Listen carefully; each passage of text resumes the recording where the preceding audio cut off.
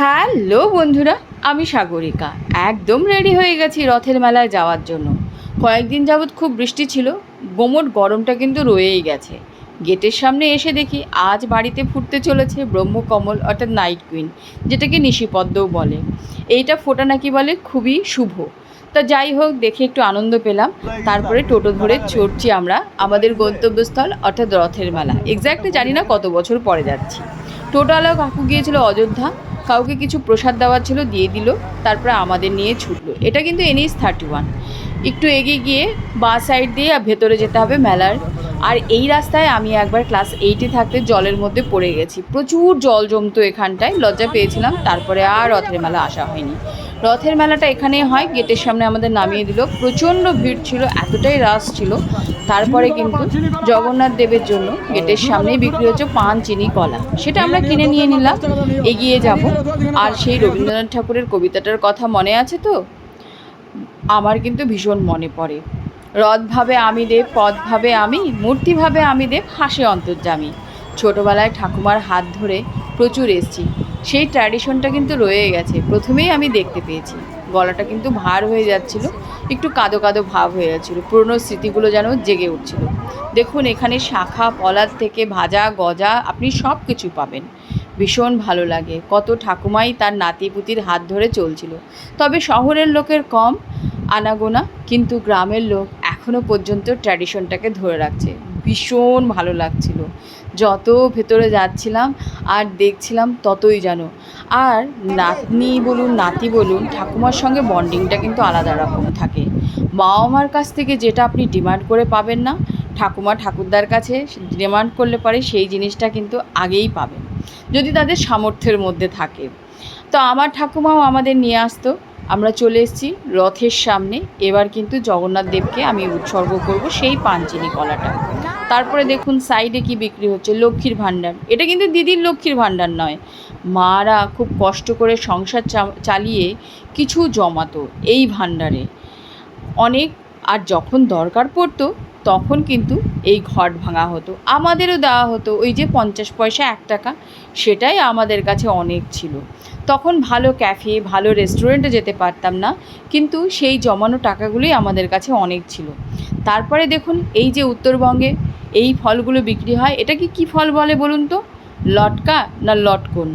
তো যাই হোক, এই ফলের কিন্তু একটা ট্র্যাডিশন রয়েছে এই রথযাত্রার সময় বিক্রি হওয়ার জন্য। আমার ঠাকুমা বলতো যে এই ফলগুলো কিনে খেলে নাকি বলে খুব ভালো হয়, অর্থাৎ যার যে মনস্কামনা সেটা নাকি বলে পূর্ণ হয়। আপনাদের কি মতামত রয়েছে একটু বলবেন তো? যেটা ঠাকুমা বলেছে আমি আপনাদের শেয়ার করছি। এই ফলগুলো এত বিক্রি হয় উত্তরবঙ্গে, বলার বাইরে। মানে বস্তা বস্তা আনতে না আনতে, ঢালতে না ঢালতে, মার কাট করে সব ফল কিন্তু একেবারে নিমেষের মধ্যে উধাও হয়ে যায়। আর এটা কিন্তু জংলি এক ধরনের ফল, এটা কোনো চাষাবাদ করা হয় না। তো যাই হোক, আমরা ফল নিয়ে নিলাম, রথযাত্রায় এসেছি। এবারে কিন্তু সাইডে দেখুন বিক্রি হচ্ছে মাটির পুতুল, লক্ষ্মী, গণেশ, দুর্গা, শিব, কত কিছু। রথের মেলায় যাবেন, মাটির জিনিস কিনবে না তা তো আর হয় না। আমাদের ছোটোবেলা নেই, কিন্তু ছোটোবেলার স্মৃতিগুলো রয়েছে। তারপরে এখানে বিক্রি হচ্ছে সাদা সাদা চিনির নারকেলের নাড়ু, আমের আচার রয়েছে, হরেক রকম মিষ্টি, আবার নারকেলও কেটে কেটে বিক্রি হচ্ছে। মেলায় এলে তো এটা মাস্ট। তারপরে এই যে কাশ্মীরি লঙ্কার আচারও রয়েছে। এখানে নাড়ু আর লঙ্কার আচারটা নিলাম। প্রচণ্ড ভিড় বাড়ছে, যত মানে বিকেল গড়াচ্ছে তত কিন্তু ভিড়টা উপচে পড়ছে। সকলেই কিন্তু একটু একটু করে আসা শুরু হয়েছে।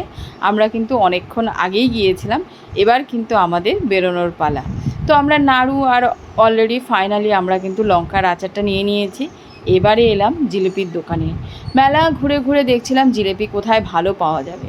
ফাইনালি আমার বাবার বাড়ির পাড়ার একটা ভাই, ও হচ্ছে এখানে জিলিপির দোকান দিয়েছে। খুব যত্ন সহকারে ভাজছে। দেখুন, মেলাতে তো প্রচুর পরিমাণে, বিশেষ করে রথের মেলায় জিলিপি বিক্রি হয়, তার কোনো হিসেব কিতাব নেই। আর যেমন তেমন করে ভেজে দিয়ে দিলে পরেই একটা লাভের ব্যাপার থাকে, কিন্তু ও যত্ন সহকারে ভাজছিল, বেশ পাতলা ফিলফিলে করে ক্রিস্পি, খুব সুন্দর জিলিপিগুলো হচ্ছিল। আমি দাঁড়িয়ে থেকে দেখছিলাম। তারপরে হাজব্যান্ডকে বললাম এখান থেকে কেজি খানেক মতন জিলিপি নিয়ে নিচ্ছি। তো বললো ঠিক আছে নাও। তা নিয়ে নিলাম এখান থেকে, বেশ টাটকা ফ্রেশ। আর যারা মেলায় এসে এই রকম টাটকা ফ্রেশ জিলিপি খান, তারা তো বোঝেনি মজাটা কত। তো আমরা টাটকা ফ্রেশ জিলেপি একদম দাঁড়িয়ে থেকে চোখের সামনে ভাজিয়ে নিলাম কুরকুরে একেবারে। আমি দু একটা টেস্টও করে নিয়েছিলাম, ভীষণ ভালো লাগছিলো, সেটা আপনাদের শেয়ার করতে পারিনি। তো ফাইনালি দেখুন জিলেপিগুলো তুলে রসে চুবিয়ে একদম আমাদের দিয়ে দেবে গরম গরম জিলেপি। সেটাই 1 কেজি মতো নিয়ে নিয়েছি, সকলকে দেবো, নিজেরা খাবো। তো এই একটা ব্যাপার হয়েছে, রথের মেলা বলে কথা। আর এখন না এইসব ট্র্যাডিশনগুলো নেই, হারাতে শুরু করে দিয়েছে। তো শারীরিক কন্ডিশনের জন্য অনেকে খায় না, তারপরে আমরা খুঁজছিলাম খাজা গজা। তো ফাইনালি এই দোকান থেকে পেলাম। তো রথের মেলায় এসেছি, ট্র্যাডিশনাল যে মিষ্টিগুলো নেব না, এগুলো তো কিছু কিছু সময়ই পাওয়া যায়। দেখুন পুরীতে সবসময় খাজা গজা পাওয়া যায়, কিন্তু আমাদের এখানে পাওয়া যায় না। আজ যখন পেয়েছি রথের মেলা পারপাসে নিয়ে নিচ্ছি, নিয়ে ব্যাস আমাদের কেনাকাটা কমপ্লিট। এবার কিন্তু বেরিয়ে পড়ছি। আমি তো স্নান করে নিয়ে নিয়েছি, এতটাই ভিড় ছিল আর গোমোট গরম। আমাদের এখানে সবচেয়ে বড় ব্যাপার, বৃষ্টি বন্ধ হয়ে গেলে পরে হাওয়া বন্ধ হয়ে যায় আর গোমটা গরম থাকে, বাইরে থাকা এতটাই দুষ্কর ব্যাপার। হাজব্যান্ড তো কিছুতেই ভিডিওতে আসতে চায় না, জবরদস্তি করে নিলাম, আমি টোটোতে চেপে বসলাম। বাহ, একটু স্বস্তির নিঃশ্বাস নিচ্ছি যে বাড়ি যাচ্ছি। কিন্তু ভালোও লাগছিল, পুরনো দিনগুলোর কথা মনে পড়ছিল। তারপরে দেখুন টোটোতে করে, টোটোই আর রিক্সা করে ঘোরার মজাটা কিন্তু যতই আছে বলুন না কেন, গাড়িতে করে যান আর যাই।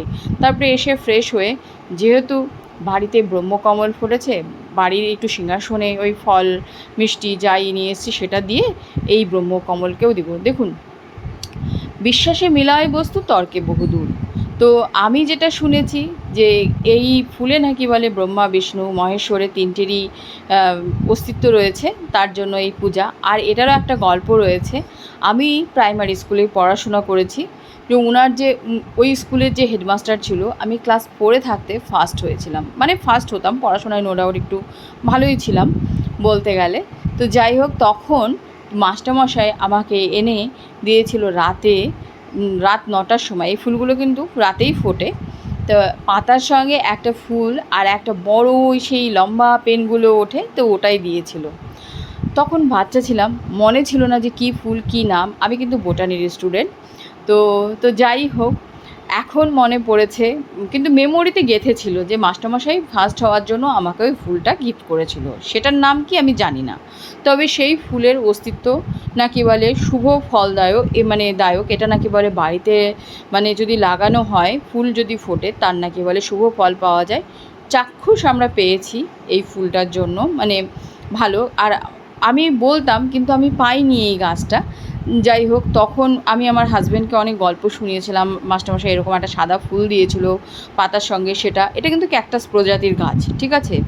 তো আপনারা ড্রাগন ফ্রুট যেটা খান, তার ফুলও কিন্তু, এগুলো কিন্তু সমগোত্রীয়, মানে একই ফ্যামিলির অন্তর্গত গাছ। যাই হোক, আপনাদেরকে আমি বোটানি পড়াবো না, যে বিশ্বাসের ব্যাপারটা বলছিলাম সেই ব্যাপারটা। এটাকে ব্রহ্মকমলও বলে থাকে, কিন্তু ব্রহ্মকমল আর এক ধরনের হয়, যেটা আপনার ওই কেদারনাথ ওই সমস্ত পাহাড়ে পাওয়া যায়। নিশিপদ্মও বলে, আবার নাইট কুইনও বলে। এটা কিন্তু এই রাতেই ফোটে, পরে কিন্তু মুরঝে যায়। তো মাস্টারমশাই গিফট করেছিল সেটাই আজকে আপনাদেরকে শেয়ার করলাম। তো যাই হোক, আমি পুজো টুজো দিয়ে দিয়েছি। ভিডিওটি ভালো লাগলো অবশ্যই আপনারা একটু লাইক কমেন্ট করবেন, তাহলে কিন্তু ভালো লাগে। আর আমি কিন্তু আপনাদের সামনে এইভাবেই নিত্য নতুন ব্লগ বা কিছুর মাধ্যমে আসতে থাকবো। সকলেই খুব ভালো থাকবেন, টাটা।